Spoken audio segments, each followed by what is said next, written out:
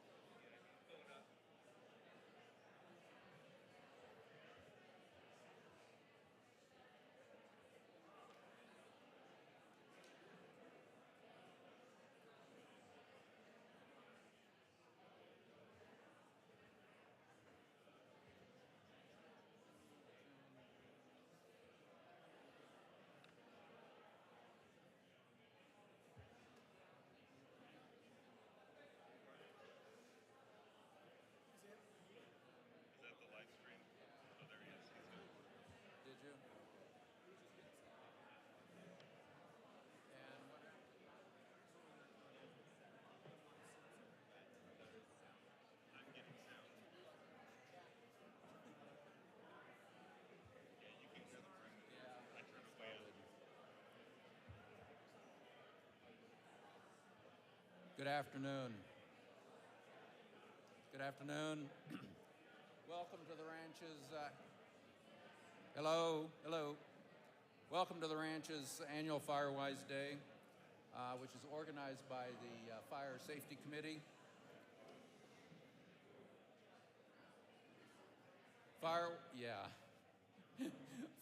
activities began in 2013, and in 2018, the HOA board established the existing Fire Safety Committee with the mandate to inform, educate, and assist residents to help them reduce the risk of wildfire. Next slide, please. Okay. This one. We are a recognized Firewise community. As you can see from the certificate on the screen, this certificate is renewed annually, and one of the requirements is to hold an event like this. Some insurance companies give a discount to properties in a Firewise community. I know mine does, and so you might check with yours if you don't know if yours does or not. Next slide, please. Another requirement is that every 5 years we're assessed for our wildfire hazard, and it's carried out by the state, AZDFFM. In 2014, as you can see from this slide, we were at 85. In 2019, at 75. And then in last year, we were assessed again, and we're at 65. So that puts us in the moderate hazards severity zone. Now I'd like to invite our HOA Council Chair, Chuck Fullington, to provide some introductory remarks. Oh, wow. I'm tall. There we go. I've been your HOA chair since January of this year. Pat Fitzgerald right here was the HOA chair for the previous couple of years. Probably about 3 years ago, I did a stint on the council for about 5 years, and I was HOA chairman for 3 of those. And I think I probably know about 80% of the people in this room, so I'm gonna pass the mic around. You can all introduce yourselves. And, nope, just kidding, just kidding. But Cheryl and I bought our property in the ranch in 2005. We bought a lot. And then in 2009, we built a house and moved in.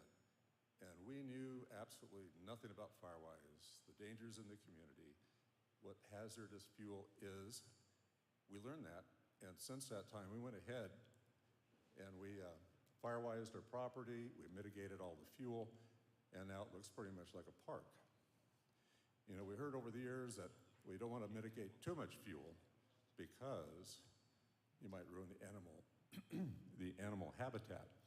Well, we haven't found that to be true because they seem to hang out on our property, the deer sleep overnight, and everything seems to be good with the animals in the community.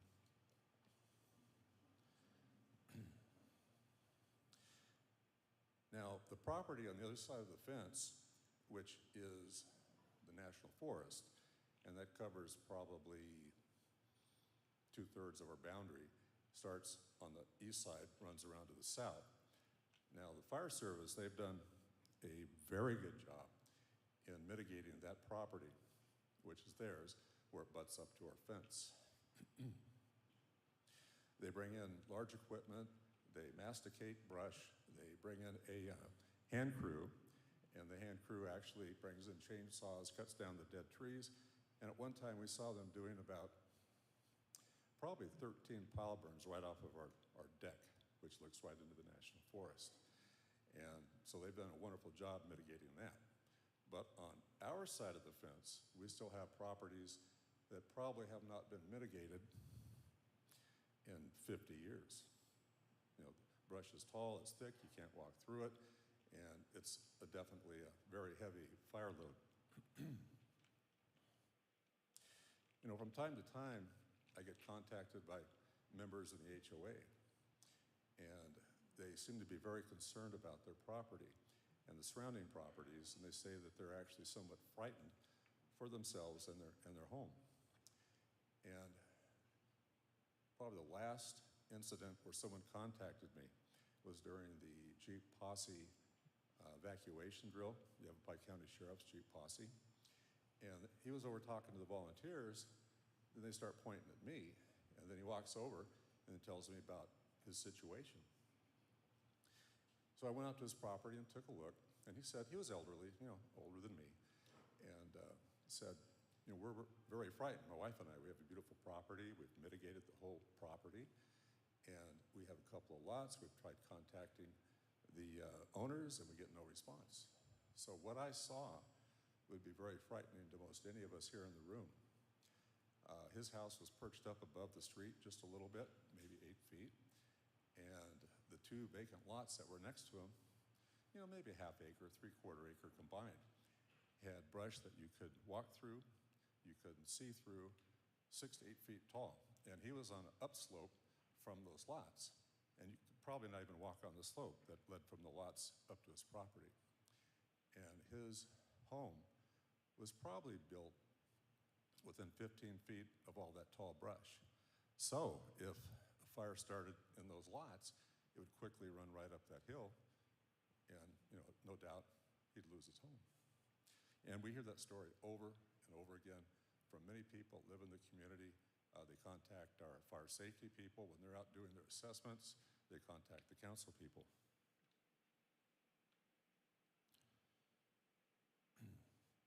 There's been studies done. I brought a couple with me.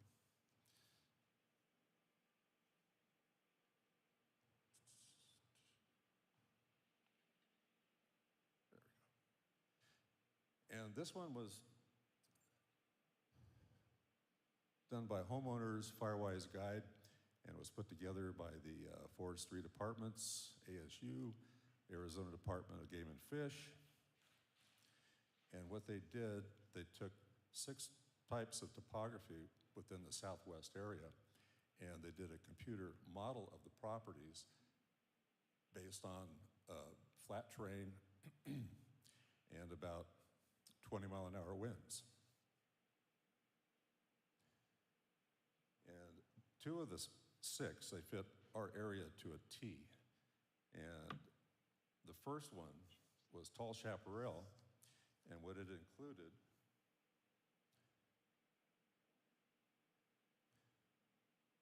was manzanita, mountain mahogany, and other shrubs and species. And they talked about the type of fire movement that they would have in their computer-generated model. And the flame length on property like that has that type of material on it would be 47 feet high. It would burn 3,600 acres in 1 hour, and it would travel about 8 miles an hour. Now they're talking about flat property, 20-mile-an-hour winds. We don't have any flat properties in the ranch. And that magnifies the speed of the movement of the fire.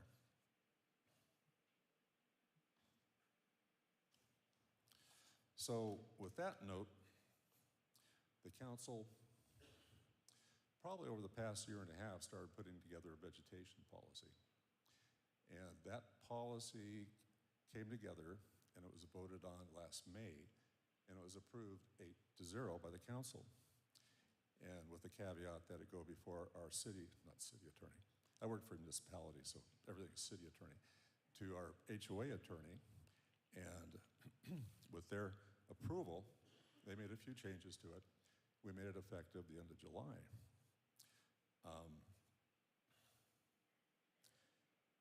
And some of the reasons we did this, there's an organization called POWIC. They changed their name a few years ago to Yavapai Firewise, so everybody could understand exactly who they were.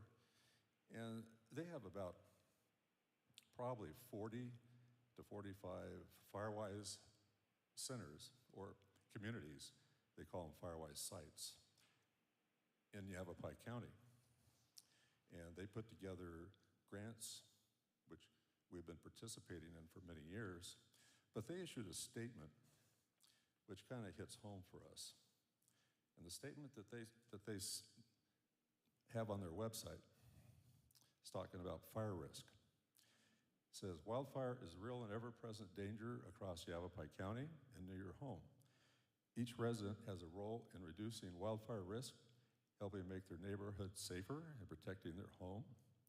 As we all know, the vegetation that surrounds us is continually growing and creating more dense fuel for potential wildfires. Hazardous fuels vegetation must be continuously managed and selectively thinned in order to significantly reduce wildfire risk and the potential of loss of homes. So that's pretty much what I have. I'll turn it back over to Ron. I take your stuff. Missing this one.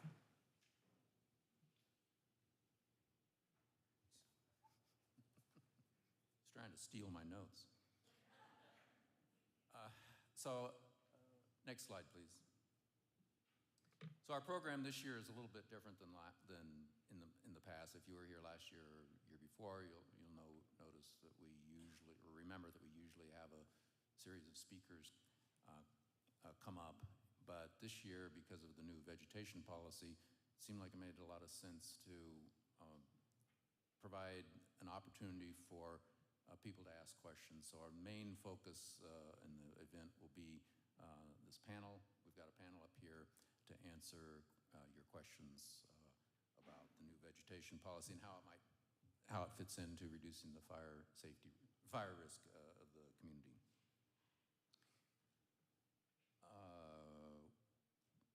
You know Chuck Fullington, who is the HOA chair.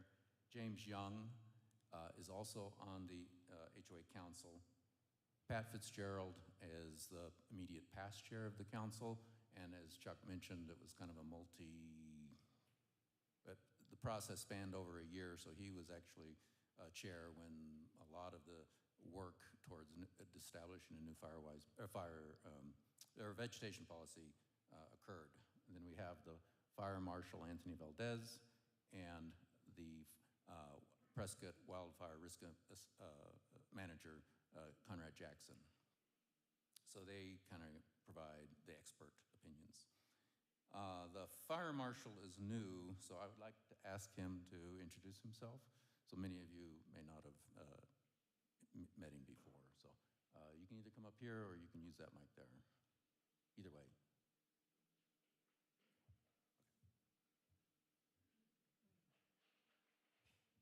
I'm definitely shorter. Good afternoon, everybody. My name is Anthony Valdez. I'm the Division Chief of Community Risk Management here in the city of Prescott. I'm in my 31st year of the fire service. I'm coming from the Denver metro area, from a very large metropolitan fire department up there. But I started my fire service career in Vail, Colorado, where I grew up.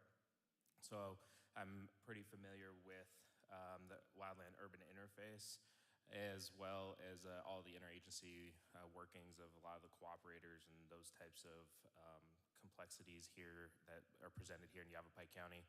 I have been in the fire service. I've served in the states of Colorado, Oklahoma, Texas, and Alaska. And I've been here with the city of Prescott since December of this last year. So please take it a little easy on me. I'm still learning some of our specific code amendments and technicalities and the complexities of the city, but that's why we have Conrad here with me to keep me in line and hopefully pick me up when I stumble. But thank you all. I appreciate being here, and I look forward to this afternoon with you all.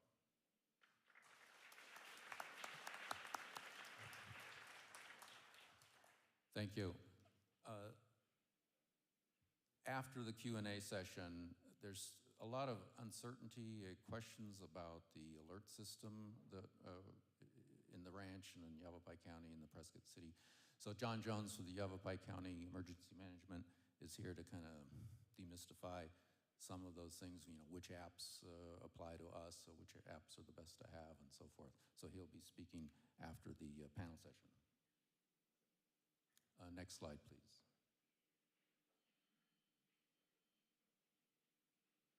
We're going to start off with a video, which is kind of typical. We did that last year too.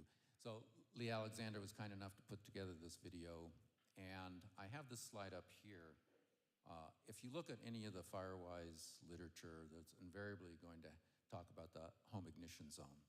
And this particular depiction of the home ignition zone comes from this document here, which or there's copies on the table over there where Linda Kahn is, and along with a lot of other materials you can get. So if you look at this home ignition zone, there's virtually all of the documents have something like this in there.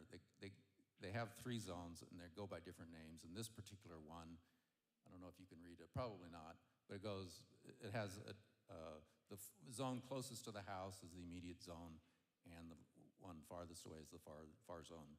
But also you'll see other examples of it, depictions of it, where it's zone 0, 1, 2. And the person that developed this whole concept back in the 90s, Jack Cohen, he's actually the primary speaker in our video. So he talks about zone 0 and 1 and 2. So the point, though, is that zone 2, or the farthest zone, extends out about 100 feet from the house. And that means that in our neighborhood, for almost every one of us, if not every one of us, our neighbors are in our home ignition zone, and we're in their home ignition zone. So it's kind of as Chuck mentioned, it's kind of a community issue whether or not we deal with the vegetation in our properties. So with that, let's have the videos. Oh, before we start that, the audio on the first section has some problems, but that was in the source video, so there was nothing we could do about it. The second section has a little bit better audio.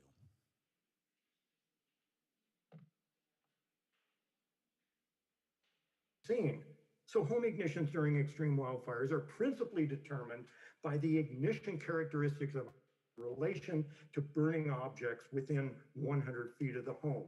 And this area is called the home ignition zone. Here's an example, not a model for, not what you necessarily have to do, but an example of a home ignition zone. Intense crown fire spread, had insufficient flame heating from the reduced intensity due to removal of vegetation, and ember resistant home. So let's look at this scene of a community primarily on the left side, but also a little bit on the side. The first residential street, crown fire spreads, coherent crown fire spreads to that residential street, 40 feet between tree canopies, and yet the crown fire ceases with total destruction, home destruction on both sides of the street due to lofted burning embers from the crown fire into the next 2.5 blocks of destroyed homes. So let's take a look at burning embers as the principal ignition mechanism. And here is a chaotic scene from the fire of 2 individuals trying to deal with firebrand ignitions. This is what it's like during a burning ember blizzard. Well, so burning embers are inevitable in wildfires, but don't burning embers come from beyond that 100 feet of the home? Well, yes, embers commonly ignite structures and vegetation within communities at distance of a half a mile or more during extreme conditions. And of course, this varies on the type of ignition. However, regardless of how far the burns are lofted from the intense wildfire, burning embers only generate home ignitions at the locations of accumulation within the home ignition. So wildfire disasters do not occur from a tsunami of flames sweeping through the community. Houses do not literally explode in flames. It is not a war zone. And dragons from hell are definitely not to blame. So how do wildland urban fire disasters occur? Well, let's start with severe fire conditions. The combination of fuel, weather, and the topography given an ignition produces a rapid fire spread and rapid growth rates. It's not just the flame front that's spreading rapidly, it's the burning embers lofted in front that also increase these growth rates to unheard of kinds of rates, and of course, the high intensities that generate the burning embers. Then, given ignition vulnerable structures in our communities, we have multiple simultaneous ignitions of homes that overwhelms fire suppression. The resources cannot cover the exposure and definitely cannot cover the burning homes that occur. By and large, we have reduced to no fire protection on most homes within the community, and the ignitions that sustain the homes burn freely to total destruction, resulting in the disaster. So wildland urban fire disasters have only occurred during extreme wildfire conditions when wildfire suppression is ineffective and structure fire protection is overwhelmed. So how do we attempt to prevent wildland urban fire disasters today? Well, with wildfire suppression. And this fails to prevent wildland urban fire disasters during the extreme conditions of wildland urban fire disasters. So the inevitability of extreme wildfire conditions and our inability to control extreme wildfires suggests inevitable wildland urban fire disasters. However, what have we just learned? That the home ignition zone and its conditions primarily determine home ignitions during extreme wildfires. The total destruction within our communities commonly starts with small ember ignitions on and adjacent to the home that can be readily prevented. And if not prevented, not eliminated, then readily extinguished. So let's go back to our disaster sequence. We have extreme wildfires, but now we have ignition resistant communities. The houses don't ignite. And what that does then is it eliminates overwhelmed structure protection. It eliminates simultaneous ignitions on homes that cannot be protected. And that eliminates the disaster. So we can make homes and communities ignition resistant by eliminating and reducing ignition factors within the home ignition zone. Wildland urban fire is a home ignition problem, not of controlling extreme wildfire. And that becomes a practical definition of wildland urban fire because we have choices over it being a home ignition problem where we have no choice over controlling the extreme wildfire. We can make homes ignition resistant during extreme wildfires by eliminating ignitions from flames within the home ignition zone and reducing ember ignitions of the home. Home ignitions during extreme wildfire combustion process determined by conditions within the home ignition zone, not by an interface. This is why I've been calling it a wildland urban fire rather than a wildland urban interface, because the interface or other geographic classifications don't relate, don't describe the ignition process. So resistant homes do not have flammable debris on the home and its flammable attachments. They do not have any burning material within 5 feet of the home and its flammable attachments. They do not have flame contact from within the home ignition zone, and they do not have high intensity burning within the home ignition zone. All things we have choices over, readily available choices over before the extreme wildfire.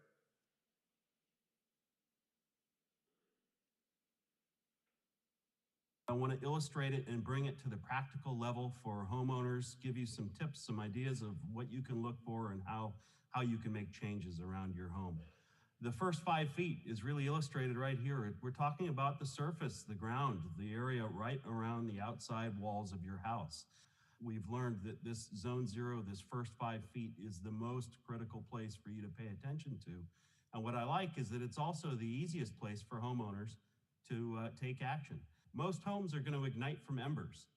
This is a fantastic illustration of what those embers can do. In this case, in the forest or grasslands around a community, are embers falling from the sky. And look back down when he swings the camera back down. Look what's happened in the few seconds since they turned the camera to the sky. This is where we tie the home itself, the home hardening work that we want you all to do with zone 0 in this area around the exterior of the house. That's 6 inches closest to the ground. Our goal is to keep the fire from spreading from the ground to the structure itself. And as we've already covered, mulch, your choice in mulch within 5 feet of the structure is absolutely critical. We want to see you choose rock or gravel mulch.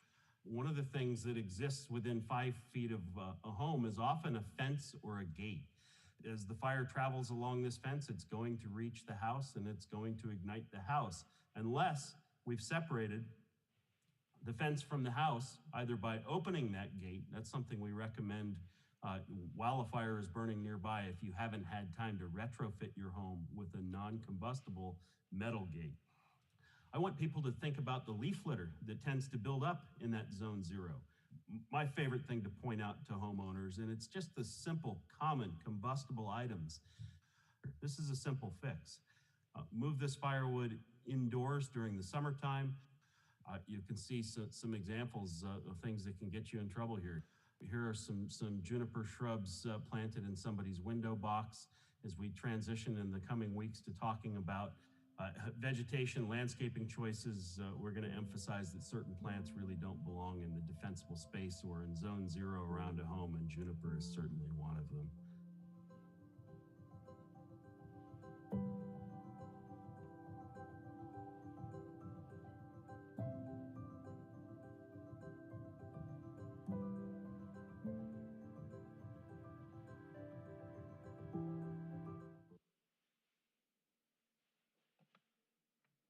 Okay, well, I'm not sure I would move firewood into my garage, but I'd move it away from the house. Next slide, please. Yeah, so if you're motivated to Firewise your property and you haven't already done so, then grants are available. We have a lot of acreage available, which will be expiring next spring, so you might want to consider getting started on that. Taking advantage of the grants. They don't cover everything, obviously, but they will cover, it's not up there, but if you take your program, on the inside second page, you'll see some information on the grants and how to get started with that.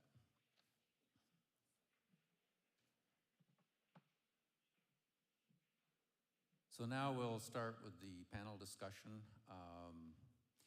Chuck kind of went over the process of developing a new vegetation policy, that it was kind of a multi-year, well, over 1 year process, went through a lot of iterations, and it's oriented towards trying to reduce the risk to individuals' property from but it also includes our neighbors' properties, right? So we affect them, they affect us.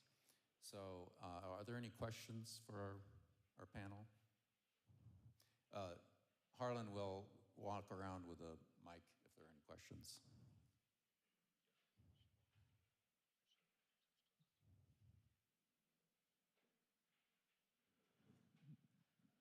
Thank you. I might have missed this, but what is the new vegetation policy? I mean, how does it differ from where we were? Good question.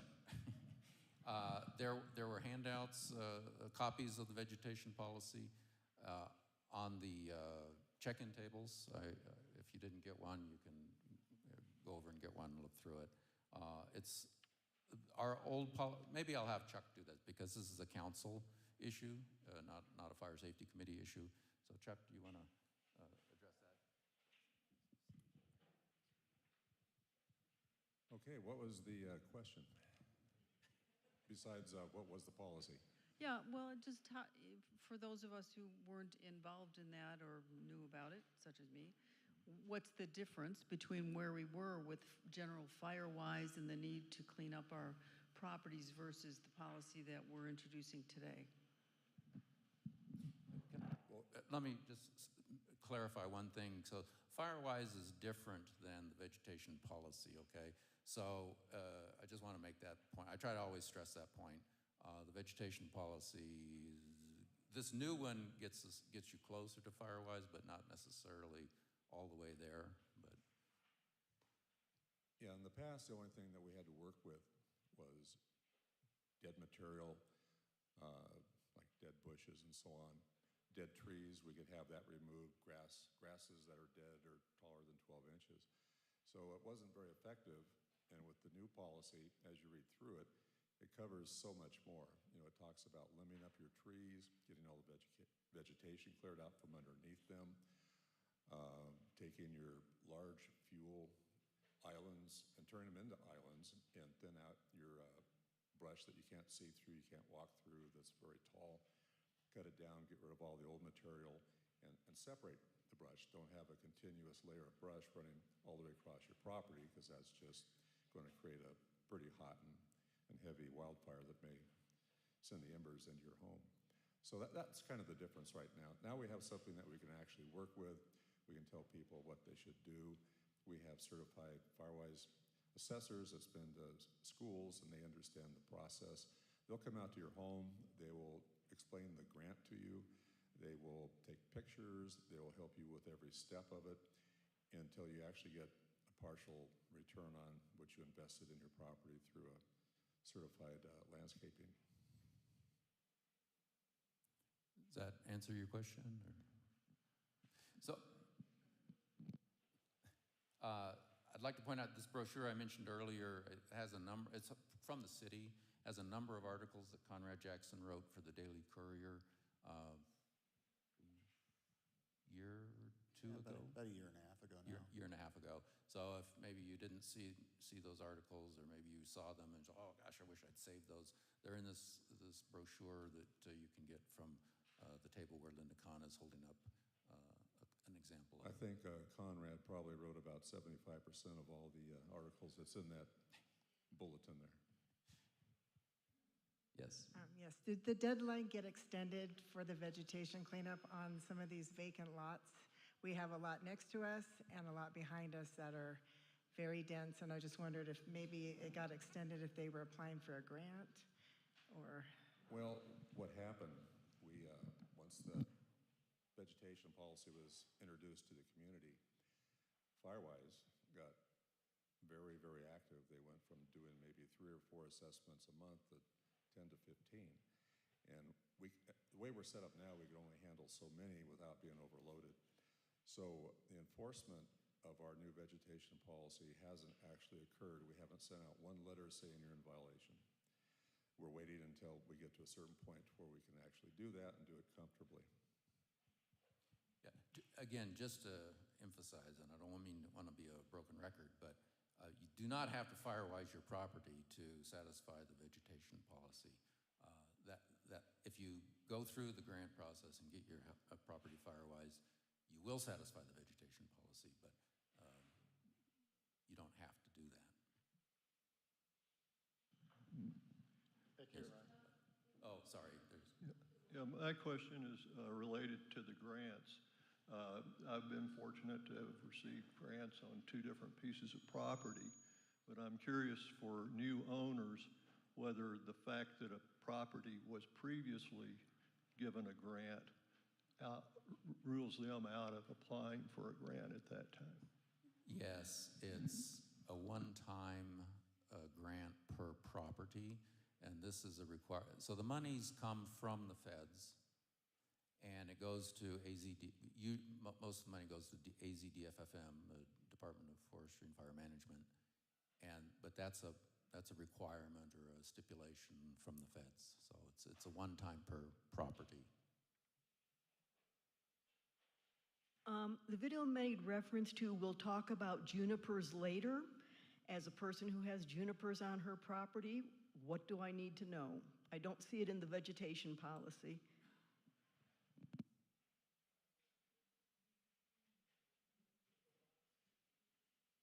Oh, yeah, the vegetation policy, so you're talking about like in zone 0, right, by the house. The vegetation policy doesn't really address that. So the vegetation policy, in some sense, is there to protect more your neighbors than yourself. It's kind of your responsibility to protect yourself. So the zone zero, the requirements, the recommendations for zone zero are not really addressed in the vegetation policy. Do either one of you want to address the zone zero and home hardening, or do you have any comments about that? In what sense? Well, her comment about junipers and maybe the screens. So the long and short of it is you absolutely want nothing combustible within 5 feet of your house, period. Whatever that might be, stacks of firewood, even trash cans. But yeah, the junipers are a huge issue because that's one of the reasons that a lot of us like our properties looking like they do. We like those junipers.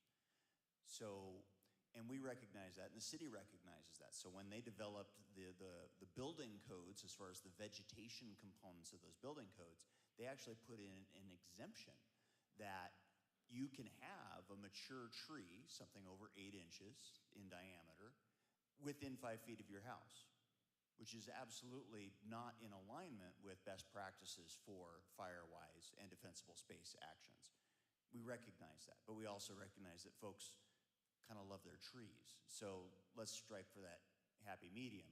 If we can take that mature tree and we can limit up 6 feet, well, you've very much reduced the likelihood of it propagating from a ground fire up into the canopy. And by the same token, if you're trimming it back from your house and you've given it that extra 5 feet, why does 5 feet matter, by the way?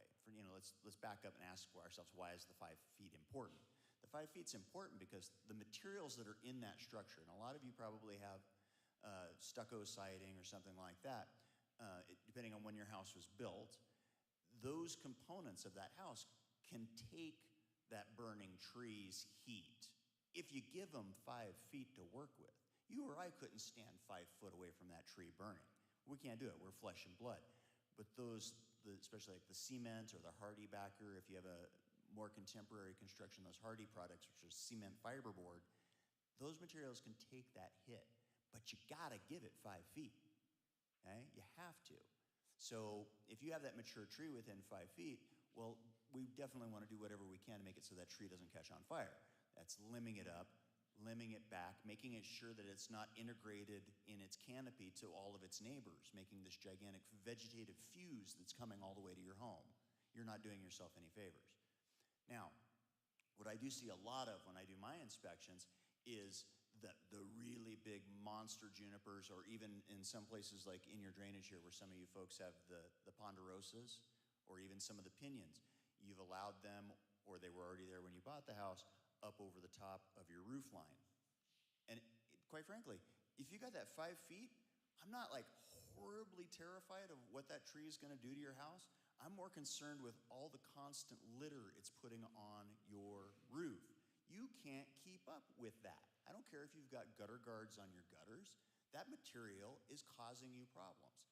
So best practices, yeah, you should probably remove those trees. But the city's not gonna make you do that because we recognize there's a certain look that we want our community to look like. I've lived here 45 years. I don't want it to look like Sun City West around here. So that, I do, I wanna hold on to it, but we also have to do it in an intelligent fashion that helps reduce that overall risk profile. Being Firewise isn't a guarantee that your home's not gonna burn up in a fire. We get a 50, 60 mile an hour outflow boundary from a monsoon shower in bad fire conditions. We're gonna see some Firewise homes even. In defensible space, good folks that did really, really good jobs, we're still gonna lose some of those houses. That's what he's trying to address, is like, when it's extreme, yeah, it's gonna be a problem. But for your Joe average wildland fire that's coming into a neighborhood and it's not under extreme conditions, if you've taken those steps, improving zone 1, zone 2, and zone 3 around your place, you've done a marked improvement to try to get you where you need to be to make that resilient home. And I don't think we're even gonna talk about like the building construction components, which this is new for your radar, folks. When we build a house in Prescott now, we have to follow, ever since 2006, Wildland Urban Interface Building Code. That means there's certain aspects of the home itself, not the vegetation, which is what we're really focused on here today. the home itself. There's components in there that matter. Everything from, some of your homes probably have open soffits, like you can see the rafters when the trusses when you're looking underneath the eave. That's not a good home construction style for wildland urban interface. That little cupping there holds in heat when the fire's underneath it, has little nooks and crannies for embers to land in. We don't allow houses to be built in the wildland urban interface with open soffits anymore. The insurance companies are starting to cancel people's policies if they have open soffits. I've saw 3 times this summer where the insurance company isn't even focused on the vegetation. They're focused on what your home is built out of, how it's built, how it's shaped, whether or not you have dormers, whether or not you have a complex roof line. They're looking at all of it, folks. So be mindful of that. And I highly encourage you, if you're like asking yourself, well, shoot, my house was built in '04, I probably don't. I encourage you to go to IBHS, which is the Institute for Business and Home Safety.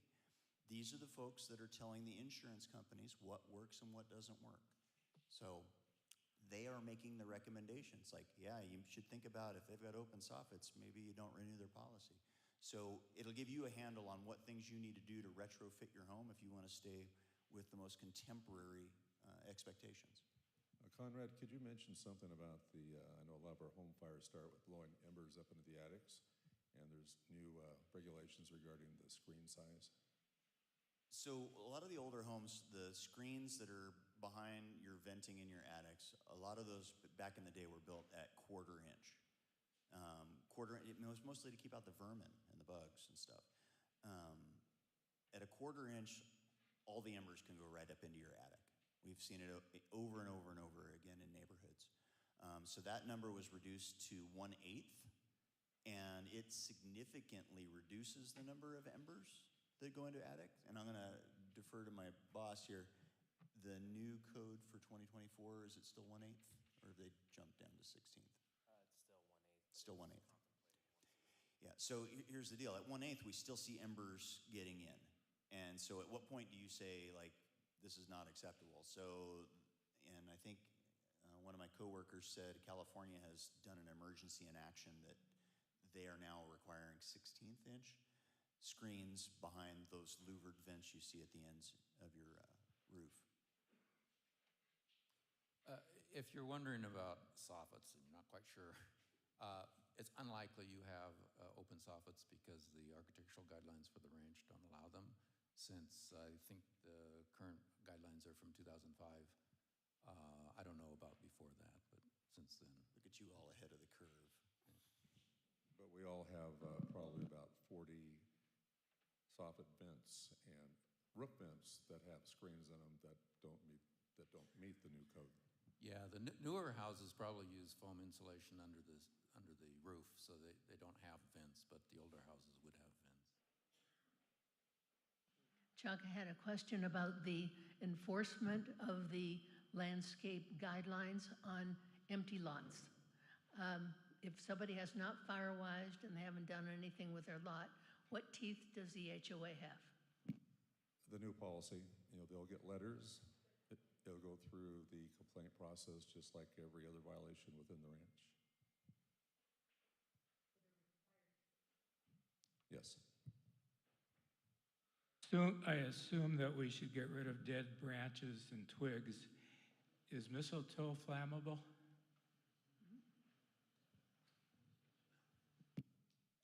Okay, moderate flammability. The bigger problem with mistletoe is that if you're not aware that if you have a tree that has mistletoe, that tree's dead, okay? It just doesn't know it yet. Mistletoe is a parasitic organism that will rot the inside of that tree out. So if it has mistletoe, it's going to be dead eventually. Whether or not you try to be proactive, that's entirely up to you. It's not that it's changing its overall fire profile, but it's making it be more dead on your property, and that material is going to get, the berries are going to get eaten by the birds, and it's going to get carried to other trees, and you're going to start spreading that parasitic organism throughout the whole community. So I highly encourage you, if you have something that has mistletoe in it, redact it, get it out of your property. Two questions. Gary Cosentino, 12 years in Prescott, but very new to the ranch. First of all, how can we get a Firewise or a vegetation policy assessor out to our property to see where we're at? And second, is there a list of approved landscape contractors who, if we spend the money to have them make any corrections or make the property in compliance with the policy and also to protect our home, is there a list of contractors that the homeowners maintains that if they do the job, we spend the money, that everybody is satisfied? Because personally, I wouldn't know a beneficial species from an explosive one if it hit me in the face. So the question is, we want to spend the money properly and satisfy both our concerns and the ranch's concerns. So if you want to go the Firewise grant process, the directions are in the back of the program, or not in the back, page 2 of the program here. And the first step, very first step, is to contact Sherry Degner with HomeCo. And she will send you a whole bunch of information about how to get started with that.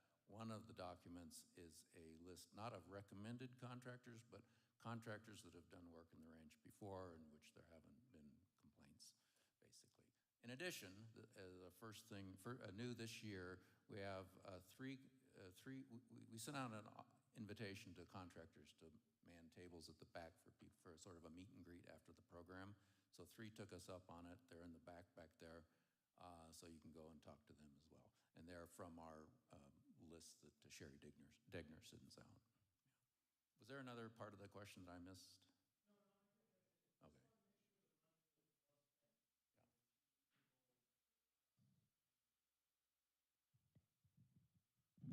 Okay. Conrad, can you talk to the dangers of manzanita on our property?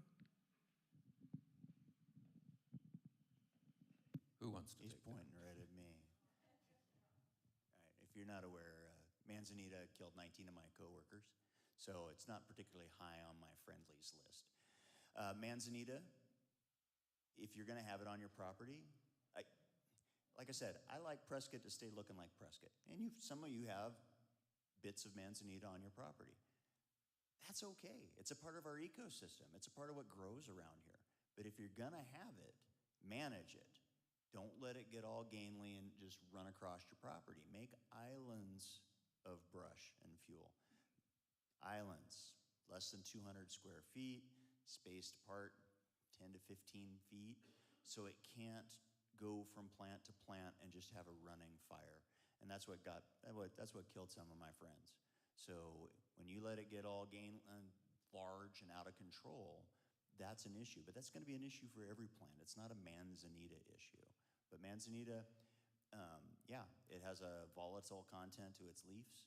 So if you're looking for options, like what plants should you be going with, I highly encourage you to go to some of our local landscaping companies that have that information, or you can go to the Prescott Fire Department website, prescottfire.org, and in our wildland section, we actually have University of Arizona Cooperative Extension's documentation on, like, these are better plants than these plants. So, like, these are hazard plants. They're all plants, folks. They're all gonna burn, okay? I've seen cactus burn, right? But they just have different profiles on how flammable they are. So yeah, manzanita's on the higher end. Manage it if you're gonna have it on your property. Juniper's the same way, cypress the same way. How many pieces of property do I see in here that have cypress hedges out in front of their homes, or rosemary in front of their homes? All super flammable, lots of dead material in them, especially those hedges of cypress. You can't trim them up, you can't clean out the bottoms of them. They're decades old and they're full of dead material. Embers land in that thing's going to be on fire. So make sure it's not a continuous fire. Break it up, make there be spaces. Sir. I can't hear you. Somebody's gonna have to take a mic back over to him. I'm hearing impaired, I apologize. Even my hearing aids aren't picking that up. The car fire in Redding, California, took out numerous residential areas, and they were embedded with manzanita. It explodes and embers fly. They fly more than 100 feet into somewhere else. My brother, older brother's house went to the ground. There were 4 or 5 others that did the same thing, and it made national news. Remember the fire tornadoes, folks? That was on my brother's property. And they had policies like we have in one manner or another, and it didn't do a bit of good. Because once those go, that's gone. So he brings up a good point, and it's a bigger issue. So we can all look at Lahaina and LA and see what happened there. And we need to understand something. Those are not wildland fires. Okay? You have a wildland fire that once it gets transcribed into the urban setting and you're burning homes, once you exceed 3 homes on fire, maybe 4, if you're lucky, depending on what the water system underneath is, you've exceeded that neighborhood's ability and those firefighters' ability to put water on the fire. The pipes are only this big around, folks. People made a big deal about LA and like, oh, you know, the fire hydrants are running dry. Yeah, because once you hook up more than 3 fire trucks to the several hydrants in an area, the drawdown is such that there's just not going to be any water left. You can't pump enough water in there fast enough behind it. And here's a problem we see in some types of neighborhoods, and especially in LA. The science of looking at how houses burn in a wildland setting, 65 feet is the magic number. To keep houses from lighting their neighbor's house, like house to house to house, 65 feet is what you're looking for. So when you look at an area where LA, nobody's leaving 65 feet unbuilt in LA, right? It's gonna get that's like $1 million an inch. So, you know, that's not gonna happen. So when that happens, it becomes an urban conflagration and we will lose massive amounts of homes. There's just no way around it. Yeah, so if you'll notice, remember from the video, Jack Cohen was talking about when fire suppression gets overwhelmed and therefore it's not going to be there to try to control your house, keep your house from burning. So that's what's on us to do what we can to keep that from happening. Yeah, regarding the grant money, you say it's one time per allotment, correct? Per property. How do you know if the previous owners, as a new lot owner, how do you know if the previous owners applied and were granted that? Homeco keeps a list. So Homeco does? Yeah, you can check with Sherry Degner, yeah.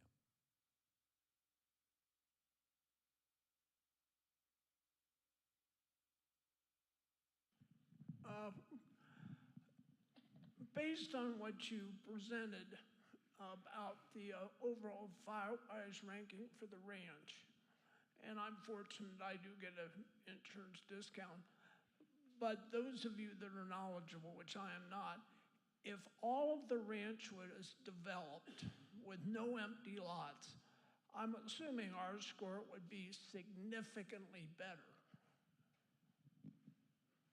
Correct, or am I wrong? I think that's probably correct. So I'll put it like this. Every insurance company that's out there is a for-profit business.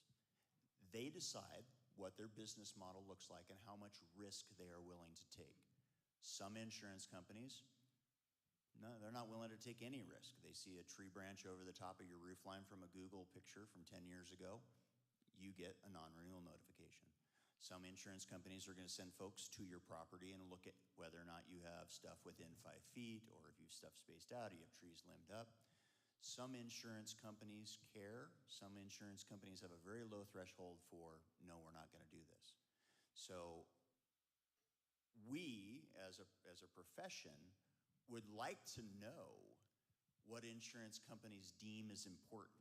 And I will tell you that this whole past year, I've been participating with the Department of Insurance and Financial Institutions, which is a state department, in trying to figure out how to get insurance companies to be a little more uniform in how they make these calls, to make these judgments. So Colorado, where the boss is from, they just passed a recent law, just went into effect, that if you get a non-renewal notification, an insurance company has to tell you what modeling program was utilized to determine that your home was not insurable, and what items about your home made you non-insurable in their eyes.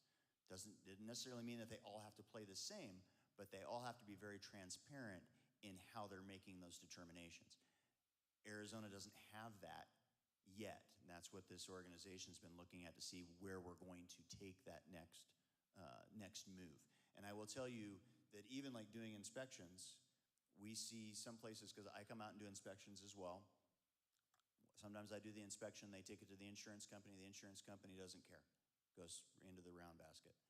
Other insurance companies renew people's policies, and in our best case scenario, for those of you who haven't heard this story before, Briath Shalom, the synagogue, lost their insurance last year. While they were struggling to find new insurance, they reached out to me. I came and said, hey, do all these things on your property. We'll write you up a good report. They found insurance during that period while they were having the landscaper do the work, $11,000 a year. $11,000 a year for the temple to have insurance. We came and did a report for them. They took the report to the insurance company. Insurance company lowered their insurance to $3,000. Saved the temple $8,000. So you've got some that are throwing it in the round basket, and you've got other ones going, oh my God, this looks great. Thank you so much. Here you go. We can't get them all to be the same because they're all running their own business models.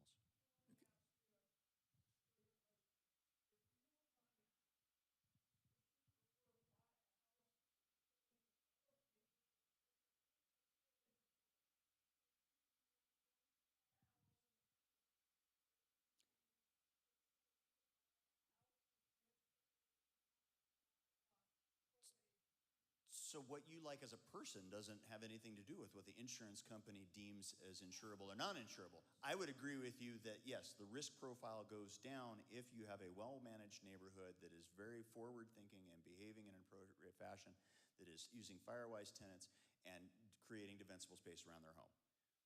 That makes, and that's the other thing that is like a part of a bigger discussion, is the computer systems that these companies are using to model whether or not your home is going to go up in fire.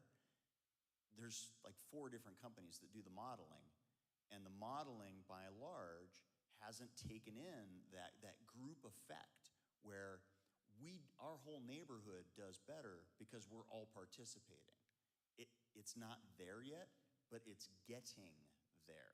Because I just went to a technology summit in Long Beach recently, and they're trying to incorporate what we call parcel level data. And so one of the things that I do on my system for the city is I keep track of every house that we inspect, goes onto a big map, and as those people report, yes, we trimmed up those branches, we trimmed up those trees, their overall data profile improves on my map. And now if I can get a whole street where we've done that and they've done all that improvements, we have mass movement and improvement in that entire neighborhood. And that we can report and show, like, we have improvements in the neighborhood to help change our threat profile when they run those modeling programs. But I mean, we're right at the cutting edge for making this stuff happen. So we have another question over here, so we need to kind of move on. Sorry. Thank you very much, and I really appreciate all the input and work you guys provided for us today. Our home is only about 20 months old. We have a lot of defensible space. But where we are on Wesley near Mystic Canyon, we do back up to the state trust land, which looks like that hasn't been touched in 40 years. Is there, I know earlier I heard some discussion about what was being done on the national or the forest land. Is there any actions that are going to be taken on that state trust property?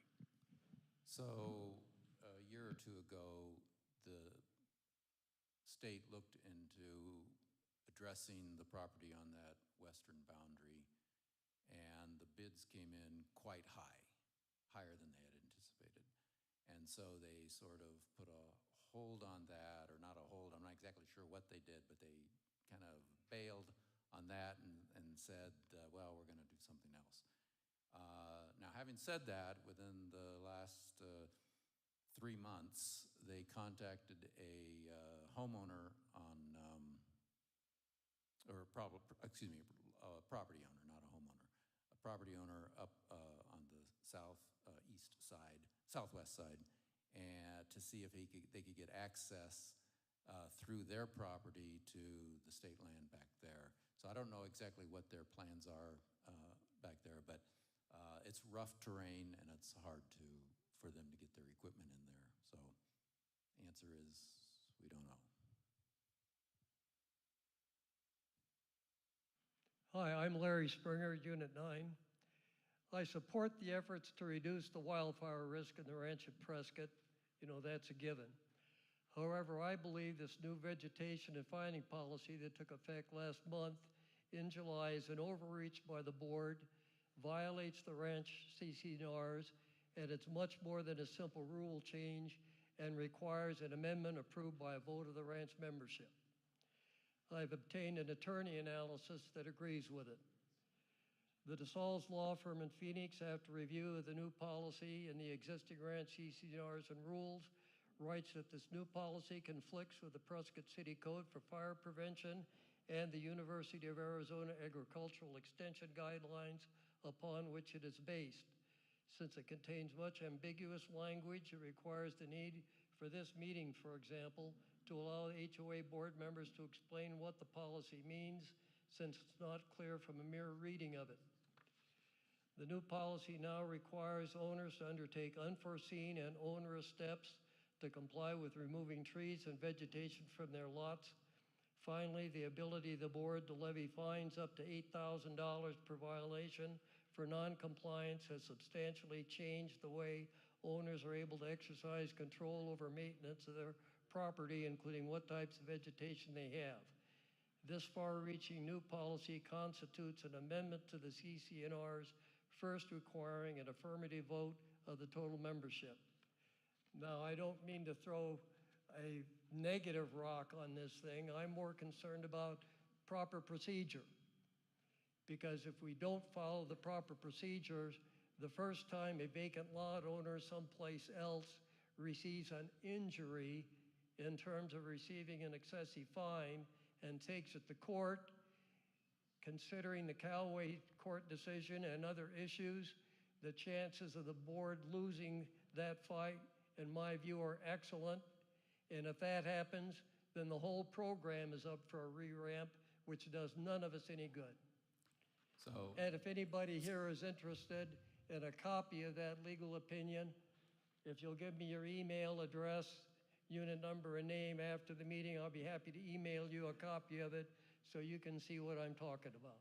yeah, so this isn't really the proper venue for this. This is a Firewise meeting and put on by the Fire Safety Committee. The issues you're talking about are related to the HOA Council. I'll have Chuck answer briefly, please, because we're running out of time. But I think that's more an issue for the annual meeting next month. Well, we're not attorneys on the board, and we don't make decisions without talking to a very learned, schooled HOA attorney. The vegetation policy was sent through such an attorney, and we had questions. They had some questions back, and they said that it was proper, that it was legal, that we could do that. Now, if it turns out that they're wrong, well, then we'll have to take another course. But all we can do is base our decisions on what our attorney tells us. Okay, we'll have one more question, then we have to move on to the next speaker. Just real quick. I'm just interested in what kind of schedule for inspection do you guys plan on? Like, is it every month? Every time you see a patch of dead grass, you got to run over there and cut it? I mean, what kind of schedule are you going to keep? And I mean, I know vegetation can die at any time, and trees can die at any time, especially with drought, but what kind of schedule are we going to have for inspections of people's vacant lots and properties and whatnot? So compliance issues are not part of the Fire Safety Committee. I'll turn that over to the HOA chair. Are you talking about types of vegetation?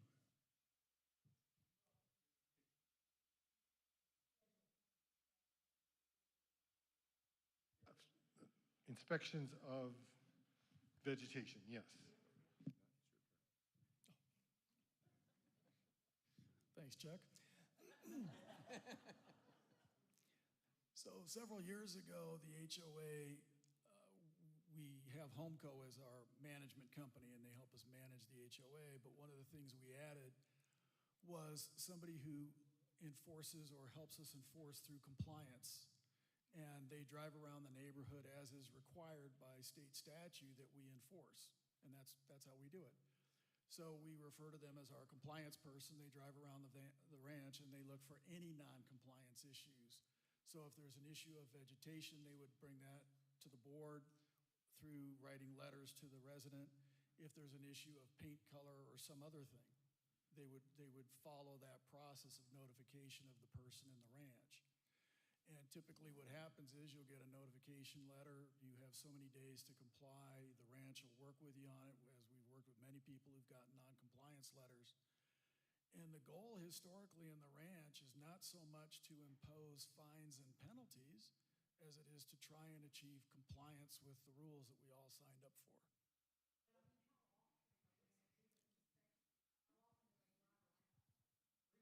Frequency, she's in the ranch twice a week at least, I think. 20 to 30 hours.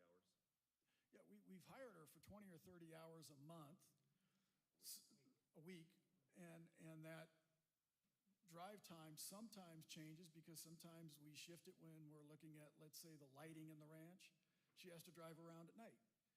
If she's looking for the compliance of the vegetation, she drives around during the day. We will up it at the end of the holidays for holiday decorations to see that they went up or down in time. So that varies, but typically she's under contract for 20 hours a week as per our contract with Homeco. That also includes the time she spends on the grants, so which is a significant amount. Which has been considerable. Yeah. Okay. Elliot, one.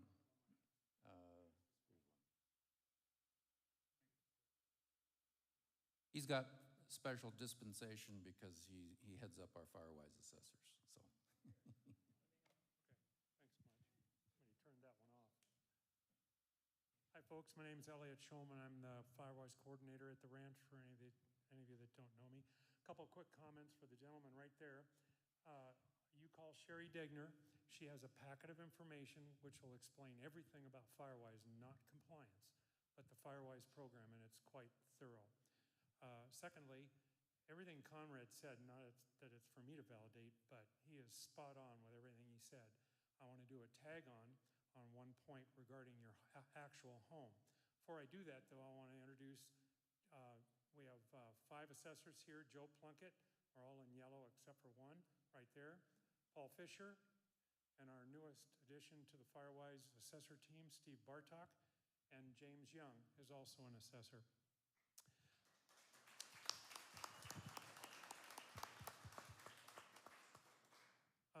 About 6 or 10 months ago, possibly, everyone should have received an email or a hard letter regarding an ember mesh product. And what Conrad was saying is extremely true, because many, if not most, homes burn from the inside out, not the outside in, depending upon the home.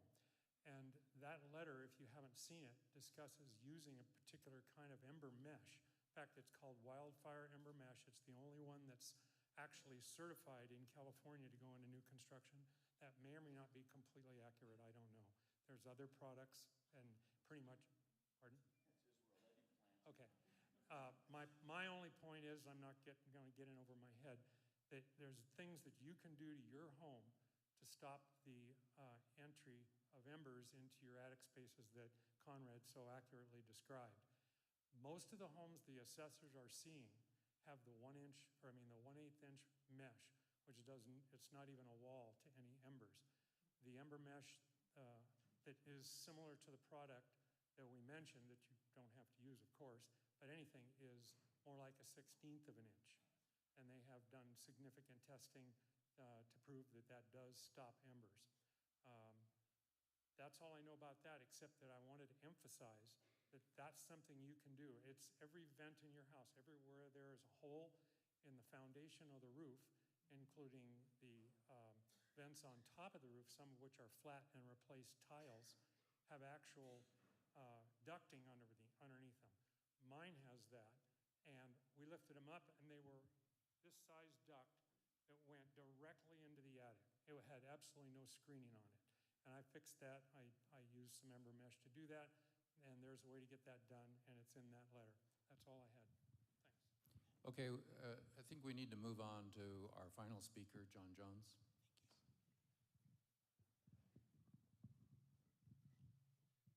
All right. Good afternoon. Hopefully, oh, there it is. Hopefully my little presentation can come up. I'm John Jones. I'm the Deputy Emergency Manager for Yavapai County, and I'm here to talk about alerts and warnings and hopefully not add any confusion to this. If I can't take any away, at least I can not make it worse, hopefully. And I realize right now that I'm standing between you and a table full of sandwiches, so I'm going to try to keep this somewhat brief. Next slide, please. So we're just going to kind of go into the basics of emergency notification. Notifications are two types, really. You have opt-in notifications, which we've all talked about. I'm sure you've seen the pamphlets on the table about Alert Yavapai and Smart 911, which I'll kind of talk about a little bit more in my next slide. And then we have non-opt-in notifications. So those are the ones who's had your phone go off for no reason. It makes a super annoying tone, and it's a presidential alert or something along those lines. Or who is old enough to remember the emergency broadcast system? That's a non-opt-in system. And so the emergency broadcast system is one component in what's called the Integrated Public Alert and Warning System. I know there's a lot of acronyms when you deal with the federal government, and that's one of them. And so what that includes is emergency broadcast system, TV and radio. That includes a wireless emergency alert, which is your cell phone. And that includes sirens and things like that if your jurisdiction has that kind of capability, okay? So we have two opt-in systems right here for the ranch. You have Alert Yavapai, that's the sheriff's office system, and you have Smart 911, which is the city of Prescott system. And so for us, emergency management, and I'm sure that Prescott Fire would agree, you should sign up for both because the messaging you get might be different, and the reasons that those messages are sent out are going to be slightly different. With emergency management, what we do is we send out messages as a support agency. So if we get a call from the city of Prescott that says, oh my God, everything's on fire, and they ask us to send out a text alert to everybody in a geographic area, then we'll send that text alert for them. Next slide. So for opt-in, it's very specific to your local area. You're not going to get an opt-in alert for every emergency, all right? So it depends on what you sign up for, and it depends on the nature of the emergency. What we like to talk about with non-opt-in or those public alert and warnings messages is that we are going to send that if it is a dire life safety emergency, okay? If we get a notification that a rapidly moving wildfire is coming in this direction, and we're talking about, minutes or less than hours, then we're going to send that notification as soon as we get told it needs to go, we send it. For opt-in notifications, that's where it gets a little bit different because you may get things like weather updates. You may get things like traffic updates if there's a road closure. So it depends on the level of notification that you want when it comes to those opt-in systems, right? So integrated public alert and warning, just a quick touch on this. If you look at the slide up there, that's a recent tsunami warning message that went out in Hawaii about two or 3 weeks ago.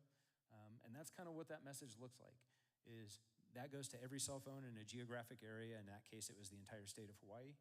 And it puts out information that's necessary on what you're supposed to do, or what the problem is, and what you're supposed to do about it, okay? So in that message system, or that message specifically, it was telling you, tsunami warning, move away from the coast, get to higher ground. I know we don't have a lot of tsunami problems here in Arizona, but it was a great recent example of a statewide message that was sent out for a legitimate emergency nationally. And so when I'm looking at messaging for presentations and such, I don't just look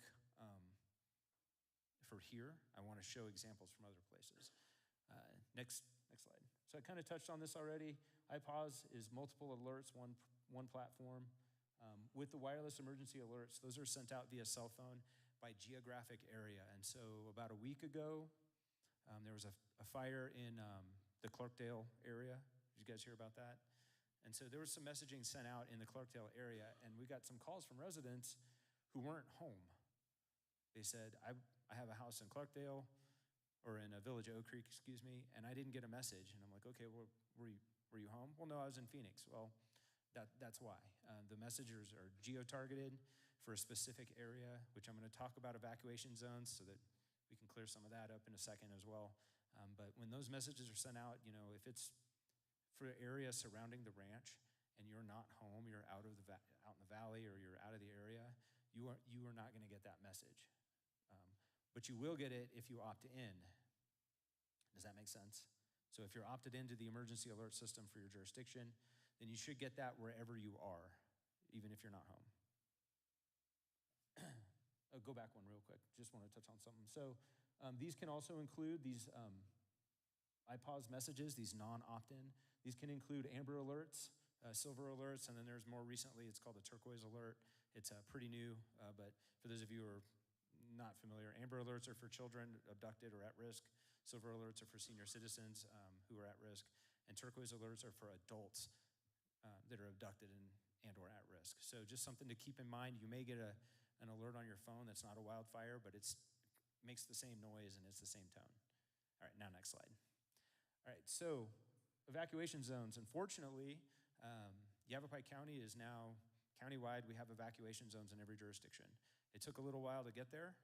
It was not a easy process for us to get to, and our partners at the city of Prescott were one of the first jurisdictions to implement those evac zones besides the county. So we're really happy to report that the only jurisdiction in the county that is not on this platform, the Genesis Protect platform, is Sedona. They have done their own evacuation zones, and they have their own system set up. And because Sedona splits with Coconino County, they kind of leaned towards what Coconino County does, which is fine. They're still there. They still have zones, and they still publish those zones and make them available for people to see. So Genesis Protect, and I did include some flyers for that on the table over here, is a community visible app. It's downloadable, it's free, and there's no registration requirements for Genesis Protect. You don't have to sign up for it, okay, like you do with Alert Yavapai or Smart 911. So when you go on there, you can pull that app up on your phone or on your web browser, and it will tell you what zone you're in, and then you can make a note of that, write it on, put it on your refrigerator, whatever the case is. And then when one of the messaging agencies like us or the city of Prescott sends out a message for an evacuation, it's going to say, YCU 1313, evacuate now. It's going to give you, it's going to tell you set or go, right? Which is what we use here in Arizona. And so now you can know in your head, like, oh, hey, YCU 1313. For reference, that's my home zone, just so you guys know. So when I get a message that says 1313 is on set, I can go, oh no, that's me, and I know what actions to take next, right? Which is a totally different conversation about what to do in case of evacuation. And again, I'm holding you up between the sandwiches. So it works with the alert system, not in lieu of the alert system, okay? So don't just go and download Genesis Protect and put it on your cell phone and say, okay, I got it. This is a supplemental visual aid to go with that message that comes from your alerting authority. So make sure you follow up with that. If you get that alert message in your phone and it has a zone designator for the county, it's YCU and a 4-digit number. For the city of Prescott, it says PRP and has a 3-digit number. And that's just so that it's easy to keep track of where you're at, whether you're in the city or whether you're in county jurisdiction. So this data is pulled out by other applications such as Watch Duty. Everybody's heard of Watch Duty at this point, I hope? Okay, probably. I'll talk about Watch Duty in a little bit too. Next slide, please. So again, serves as a visual aid, not a substitution. I know I'm kind of hammering that point, but it's really important that we discuss that, that don't just do one, right? These cell phones have a lot of capability. You have the power of the internet that fits in your pocket, so use all of it. So one of the things we can do with this is when we send a message out via opt-in or via not opt-in, we can include a link in that message that will take you directly to Genesis and take you directly to the impacted zones. And so what I've got is an example from another jurisdiction where there was citywide flooding, and they pulled in their messaging what to do, why the reason, right? So it was a shelter in place, stay indoors, reason why is citywide flooding. And then you've got the whole city is activated with their zones with a pin location, which was where that message was received. So the person who received that message, that pin was where their phone GPS was telling them if they were. Next slide, please. So we got supporting applications. Again, I want to talk about Watch Duty a little bit. Everybody's got it now. I use it too. Quick example is that screen grab from the Gifford fire in California. I was using Watch Duty to keep track of that fire because my parents were on a go. They didn't leave, which that's a conversation for another day as well. But I was able to kind of monitor status and keep updated on the progression of that fire, even though I'm 650 miles away. So it's a great tool. It's very easy to use, but I give a word of caution. Make sure you also register for those official sources, like City of Prescott and the Sheriff's Office, because you want to have that official source be your primary, with things like Watch Duty and social media being your secondary, your kind of backup, okay? Well, again, I'm not really going to dog on Watch Duty too bad. They do a great job, but occasionally they will push information that is very preliminary, and then they have to go and walk it back. So just keep that in mind when you're using apps like Watch Duty. Same thing with social media. Make sure you follow official sources like your local law enforcement agency, your local fire agencies, our office. We have a pretty robust social media presence as well. So make sure that you're kind of keeping track of those things and following those official sources. Community groups can be great. Does the ranch have a Facebook page or other social media?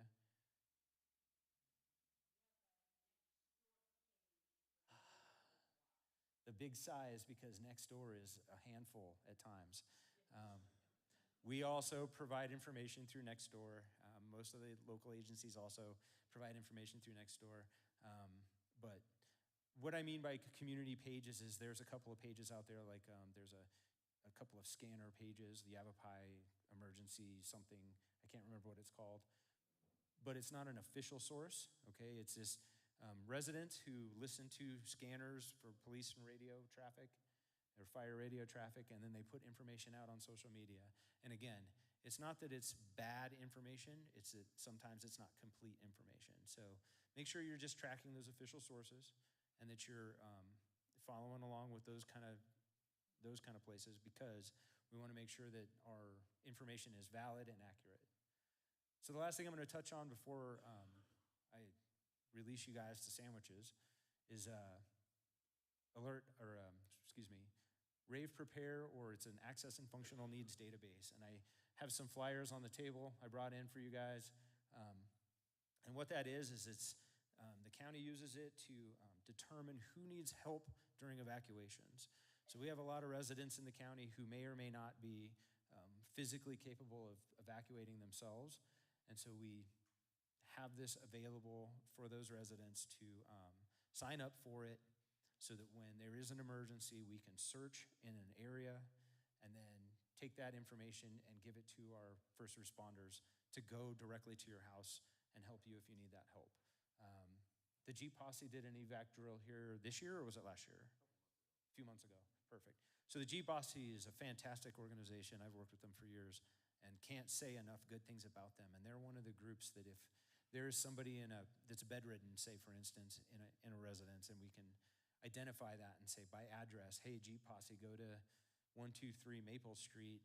There's somebody in there who can't evacuate themselves. Now they know that that's a place for them to give some special attention. And so again, the information is on that pamphlet back there. It's online based. You can go in there and fill it out. If you know somebody who needs that, or if you need that, you can fill it out, and it goes into a nice secure database. It's not shared with the public. It's not sold, I know everybody's worried about that. And you can put in there simple, hey, I'm on O2, or hey, I need a little bit of help evacuating, or I need an ambulance.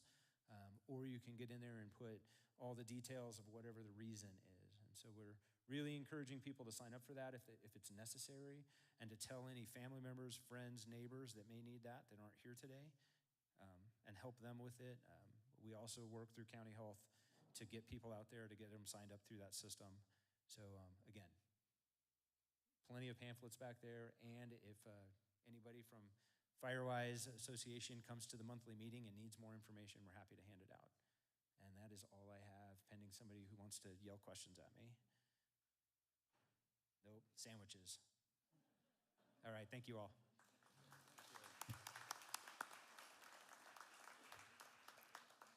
Yeah, I'd like to thank all of our guests, especially the external guests, Fire Marshal Conrad Jackson and John Jones.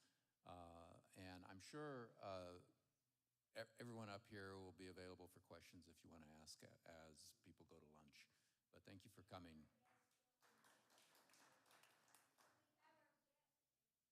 Yeah, we tried that last year. It didn't work so well. Okay.